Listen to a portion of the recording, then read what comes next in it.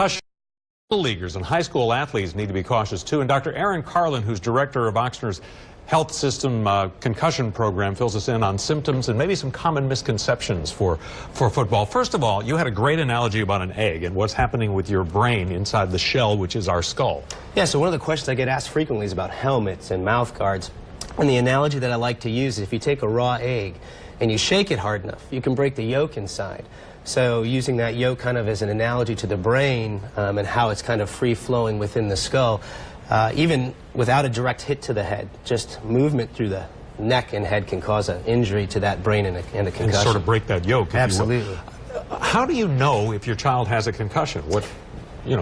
So there's four main groups of symptoms that we look at. The first are physical signs and symptoms: headaches, nausea, vomiting, lightheadedness, dizziness, light hurting your eyes, sound hurting your head, vision changes, lots of stuff. After that, there's cognitive changes, trouble with word finding, memory, feeling mentally foggy. The two that oftentimes get overlooked, though, are sleep disruption, trouble falling asleep, staying asleep, or even waking up being overly fatigued. But then the big one that's overlooked is emotional changes. Your brain's in charge of your emotions. So these are kids who are normally pretty even keel, all of a sudden happy, sad, angry, glad, crying for no reason, excessively irritable. And you certainly don't have to lose consciousness to have a concussion. No, that's a common misconception, actually. Less than 20% of concussions are associated with loss of consciousness, so that's certainly not a prerequisite to having a concussion. We've all bumped our heads as kids, and maybe as adults. Can you feel a concussion? Well, you can feel those symptoms that we talked about. But it's not, one of the big things is going to be a headache. No, it's not like you have nerve endings in your brain. No, you absolutely don't. You have nerve endings around the coverings of your brain, but not the brain itself. So you're really looking more for those symptoms or the changes in personality or cognition, but not necessarily something beyond the headache that you're going to be feeling. All right, so if a parent thinks that maybe my child has a concussion, what should they do? And so first and foremost, whether you're a parent or coach who's taking care of these kids and you think that that athlete has a concussion, you want to remove them from game or practice.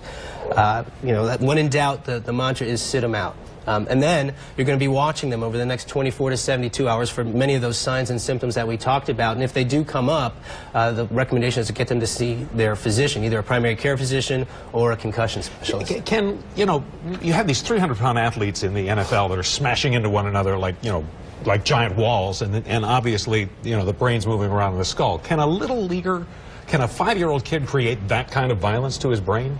Probably not on the same scale in terms of the force it's created, but definitely those kids get concussions. We do know that the rates of sports-related concussions are less the younger you are, and they increase as you get older for a couple of reasons. Certainly you can imagine force, mass, acceleration, the physics of it, but then also the number of exposures to contact increases as you get older through high school. To keep in mind as you're, my child's been playing since 5, he's fine, something to know just and be aware of. Okay. Absolutely. Very good. Thank you, Doctor. Time now for a check of the Friday forecast and the fall forecast at 7.